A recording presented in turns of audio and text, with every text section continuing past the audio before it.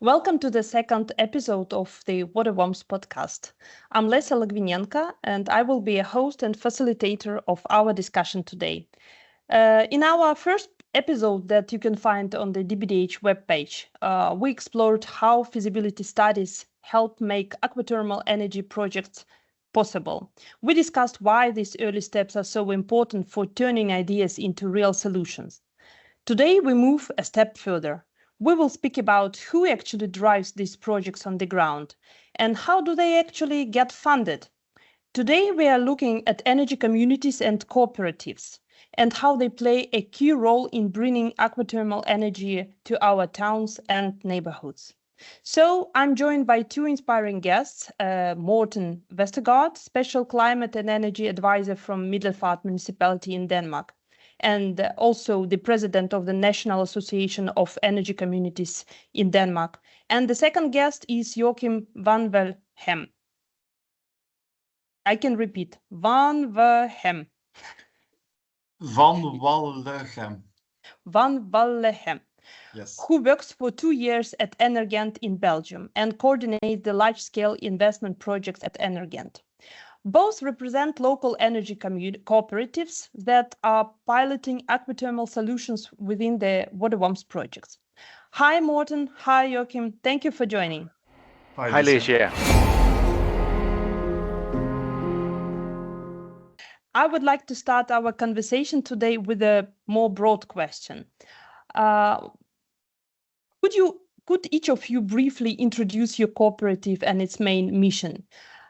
Maybe you, Morten, can start first. Thanks, Lisa. Happy to do that. Happy to be here. The case of the municipality where I'm working is what I could call a Mickey Mouse project. It's a small project, but it's pretty special, just like Mickey Mouse. A small aqua thermal energy project taking heat from a local pond, delivering heat to the citizens' common house, where people get weddings and have their meetings. What's special is that aqua thermal energy is very rare in Denmark due to environmental legislation from a time when global warming was not taken into account. Thank you, Morten. Joachim, can you please do your introduction here? Yes, of course. Thank you, Alicia. So Energent is a citizen energy cooperative in Belgium that was founded 10 years ago by a group of people who wanted a socially just climate transition. They aimed for 100% fossil-free future that leaves no one behind. So at today, we have a base of 2,500 cooperative members, and that makes us one of the largest cooperatives in Belgium, and we are in the top 3 in Europe for citizen-led renovations. It's actually one of our core missions to actively implement the transition away from fossil fuel-based heating. So we do this by offering renovation advice, and we focus on developing and operating large-scale energy projects. Thank you, Joachim. Both cases look very interesting, and I would like to go deeper into discussion. So my next question would be, again, to both of you. What does an energy community and cooperative look like in practice? How they function? Who are the members? How they are organized? So I have plenty of questions, and maybe each of you can touch base on what you believe would be more interesting for our listeners. Joachim, your energy community looks like a bigger one, so maybe you can start answering this question. Thank you. Yes, you're right, Lisa. So Energent is in fact organized as a company as it is today. So it actually starts with a group of people, but they grew to the size of a company. So we have a board of directors and we have 14 employees working here in our offices at Energent. That's the company side, I think, of Energent, but I think what makes us special and different is that we have a strong community building. So we actually involve all our stakeholders, 2,500 stakeholders, in different ways. So, for example, we have our general meeting every year where they can contribute, where they can raise questions, give their opinion on what we do, in which direction we should head to. So it's also with voting. So we really listen to what our stakeholders want.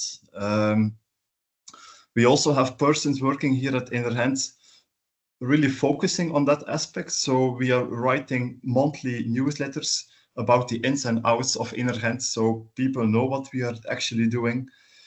And another important thing is that we have a lot of volunteers that we can involve in our work. So they bring ideas, they bring expertise, and I think these are things that makes us different from a regular company. Thank you, Joachim. I can see that you put a lot of efforts in building up transparency and creditworthiness in your energy community. Morten, do you have the same in your case, or is it like organized a little bit different? I think we are at a little different place in Denmark. Energy communities is rather new in many ways in Denmark, and it's evolving really fast. I mean, what's in common for all the Danish energy communities is that they are different. From small solar PV projects on bicycle sheds to sea-based wind turbine parks, like 100 megawatt. So they're very, very different, composed by ordinary people like you and me, school teachers, mechanics, professors, whatever. It's so popular, you could say, that reality is outrunning the updates of necessary legislation. Sort of like a child growing out of its clothes. So Morten, how are they structured? How do they organize themselves? In Denmark, we are organized mostly as not-for-profit utilities, like we know from district heating. The difference is that with the energy community, we are working with electricity, geothermal heating, and of course, aqua thermal energy. So we had a wider scope of things to work with. Okay, that's interesting.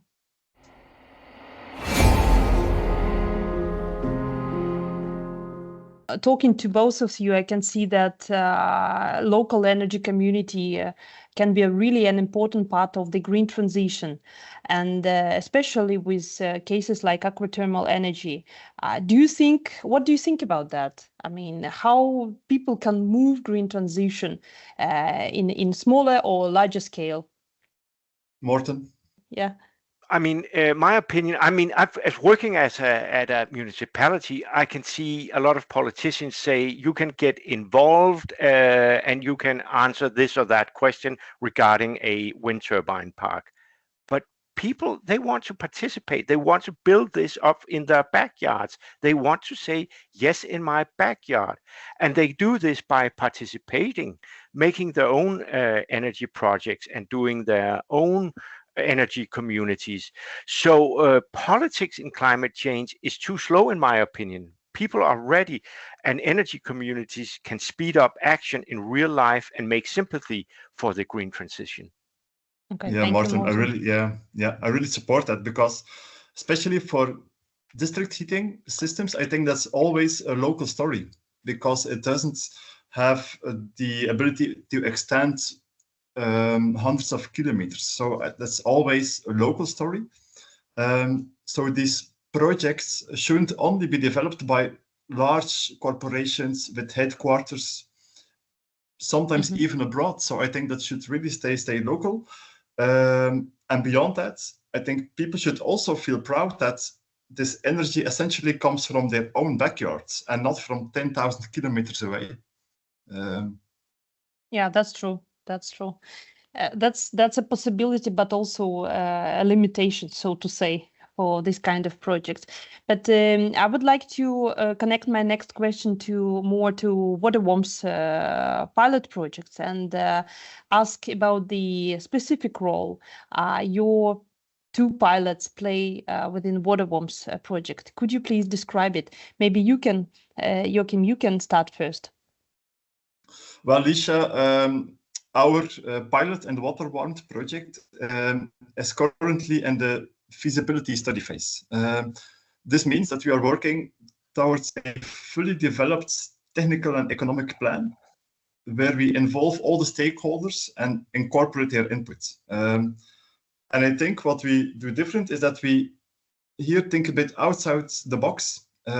instead of just following the classic approach. So what do I mean with that? So is that because we have to create, in our case, a proposal, a technical proposal that offers everyone more benefits than if each individually transition away from fossil fuels at their own place. So we have to deal with local residents, with large projects. So each one has to see their own benefit of it. Yeah. Yeah, I would like to ask you about the model, how you finance this project, because most of your projects in Energent are financed basically by the members, right?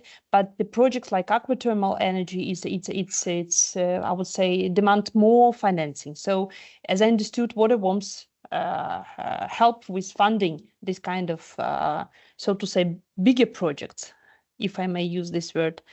Please correct me. Our project within WaterWarmth is supported by WaterWarmth for the feasibility study phase. So we don't get support for the actual implementation because we are not there yet.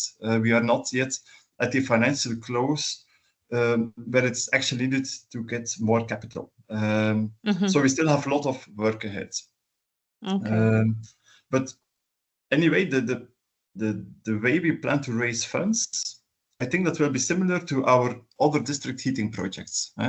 So we have one small district heating project where we raise funds by means of raising a capital call to our stakeholders where they can invest in a certain project. And for the aqua thermal case, that could be that part of the money that is needed, that they will be able to invest in it. Okay, great. Thank you, Joachim. I think that we can go with this discussion further in our second part of the podcast. And here I would like to also to involve Morten and hear Morten's experience and Middelfart's experience, how to get started with Aqua Thermal Energy. What was the story about that? That I know it sounds exciting. Morten, please.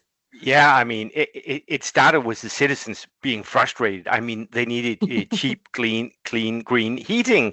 And we were working with them as a municipality, and it was a good story going bad because bureaucracy almost totally destroyed the local engagement. I can imagine. Yeah. And if we were taking heat out from geothermal or whatever, that was not really the big issue. But Aqua Thermal Energy came up as a super solid solution.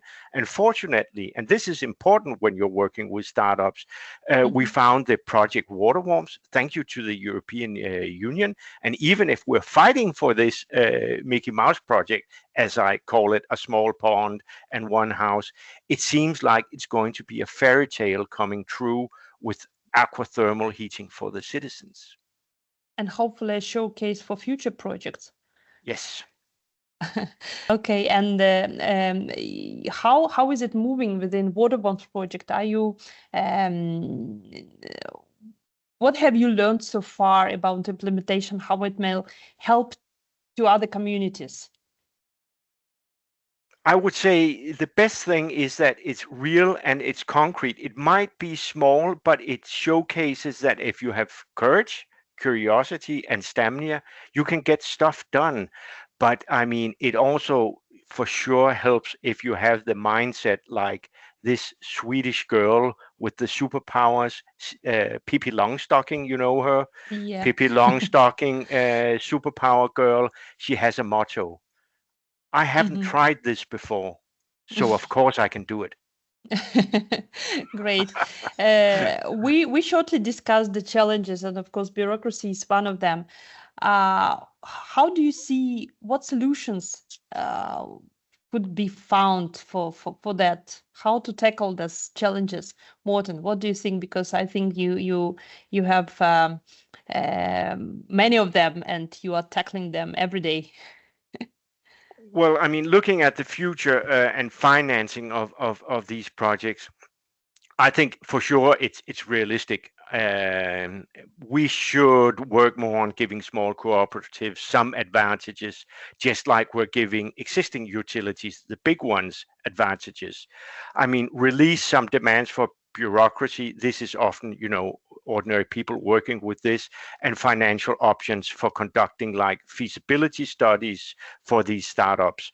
I think we can learn a lot about public guarantees for loans from like the Danish district heating system. Basically, it will give not-for-profit options really long payback times, like 20, 30 years, and many of these projects need long payback times. Thank you, Morten.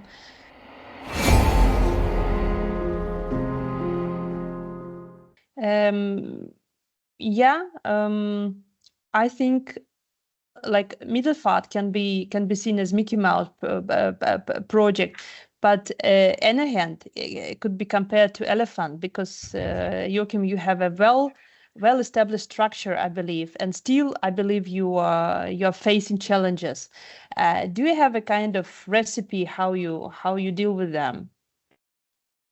Indeed, it's way bigger. In fact, it started small and it grew larger and larger. A bit the opposite. Sorry, Morten.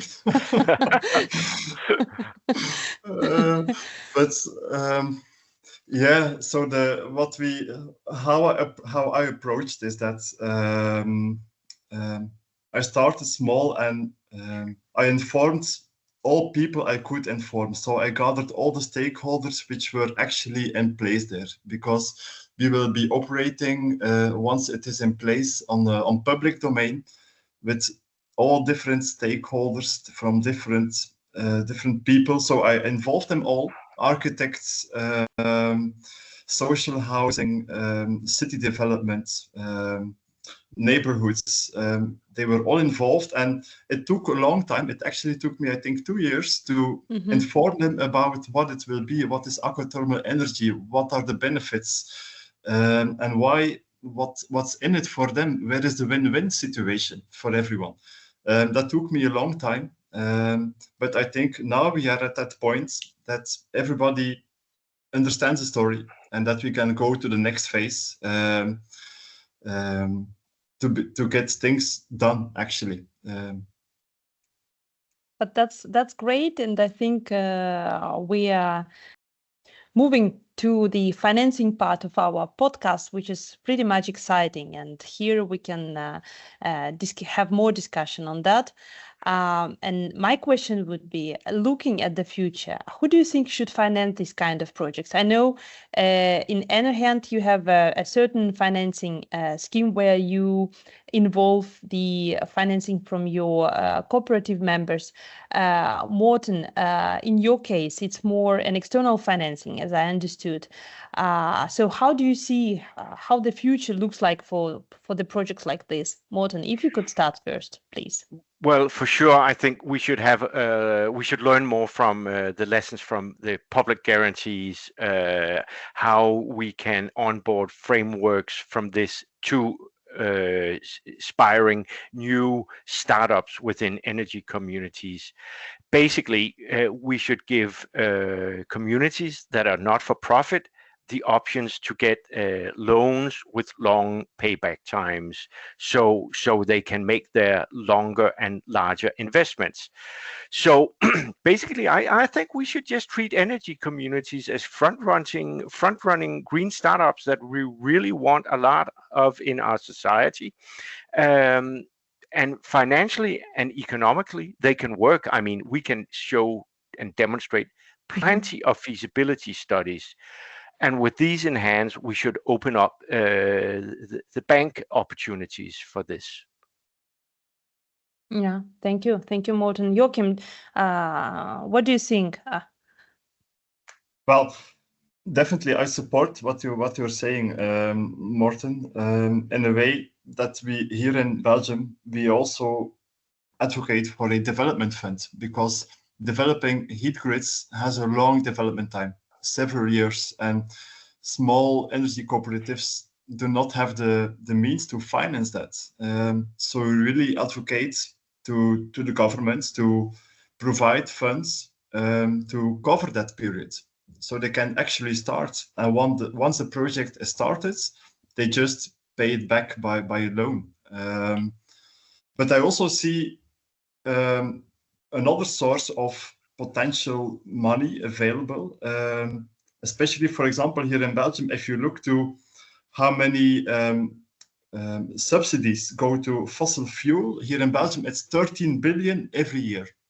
Wow, Fossil fuel subsidies. If only a fraction would go to to accelerate the green transition, that would really be a huge step forward. Only a fraction of the 13 billion. So there is a lot. The money is there, but it's part of that is at the wrong place.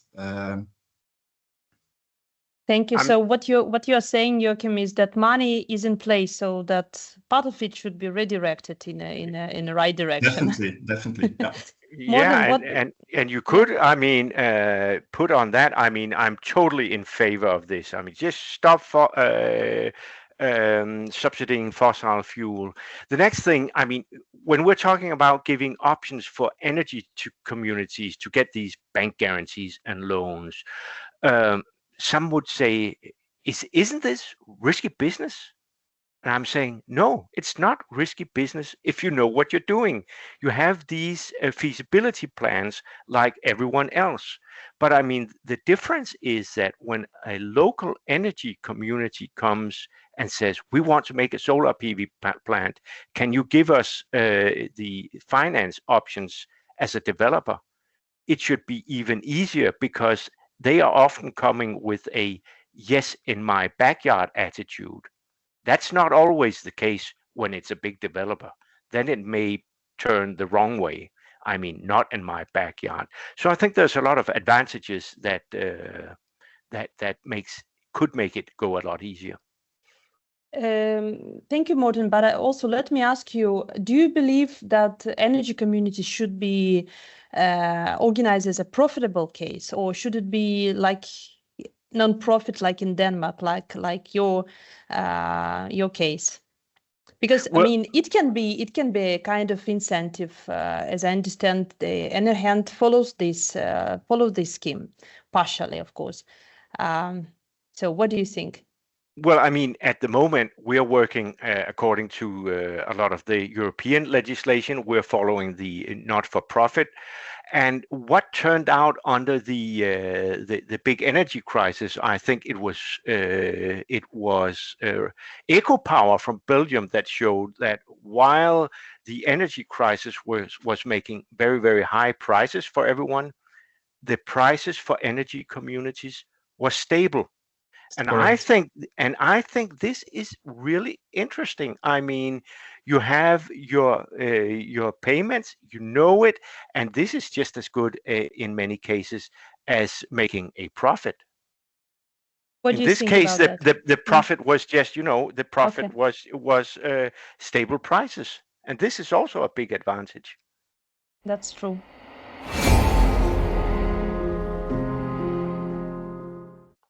Joachim, what do you think about that? Indeed, also Energent is gain driven, but is profit driven, but not in a way as a regular company. So we make investments, but we do this carefully, and we really look for investment projects that really fit with us and that give us a long-term revenue. We don't aim for the quick wins, but we aim for the long-term revenue, so we can actually provide to our stakeholders a constant revenue to the capital that they have given. It's a bit similar story, Morten, you mentioned from EcoPower. That's our philosophy. That's the philosophy of all energy corporations here in Belgium. Thank you, Joachim. But do you think there is a need for more governmental support to make these projects viable, especially in places where the market may not be ready yet, just like with Aqua Thermal Energy projects? I think I speak for our case that it doesn't help, as it is now, that subsidy schemes, that they only last, for example, for a few years, or that the rules change over time, or that the available money runs out. So because district heating is really a long-term perspective, you are not helped with short-term subsidies or short-term help. We really need a long-term perspective, and that will actually facilitate and accelerate how energy corporations can bring value. Do you agree, Morten? Absolutely. I mean, if we would give energy communities and green, clean energy, renewable energy, same conditions as fossil fuel, I mean, we would come a long way. And we could quote another small Swedish girl. I'm not going to mention who, but I mean, the planet is burning. I mean, we're in a deep climate crisis. Of course, we should try to get out of this mess. And energy communities, Aqua Thermal Energy is a part of the solution. Yes. Great. Thank you, Morten. Thank you, Joachim. And I would like to conclude this very interesting discussion we have today with the last question. Could you share with our listeners one piece of advice thinking about aqua thermal energy? What would it be? What are the lessons learned? Morten, please. Well, I mean, I mentioned before, when you're doing something new, courage, curiosity, and stamina is important. But where do you get the enthusiasm? I've learned a lot from people like you, Licia, from Joachim. I can see a lot of the energy communities are learning a lot from, networking with each other, learning from each other. Networks is number one. And when you're doing this, remember to celebrate when something is going good. Remember to celebrate your victories. That's a big part of encouragement. Thank you. Joachim, what would be your piece of advice? Yeah, I really support that. I think we should always work together with partners. We don't have to do it alone. And even when you're not in the lead of a project, try to be a partner and bring value as an energy corporation to the consortium. And we don't have to wait until everything is perfect, but we can just start small, but start, learn along the way and build step by step. I think that's how we have to tackle that. Thank you so much, Morten and Joachim, for sharing your experiences and lessons from Middelfart and Energent. It's really inspiring to hear how local people can take ownership of the green transition and make innovative technologies like aqua thermal energy a reality. And again, a good recipe from our speakers today: start small, but just start. Don't wait until everything is perfect. And please follow this advice if you want to have a successful project. Thank you for listening, and stay tuned for the new episode where we will keep exploring how WaterWarmth partners are creating new pathways to sustainable heating across Europe. Thank you.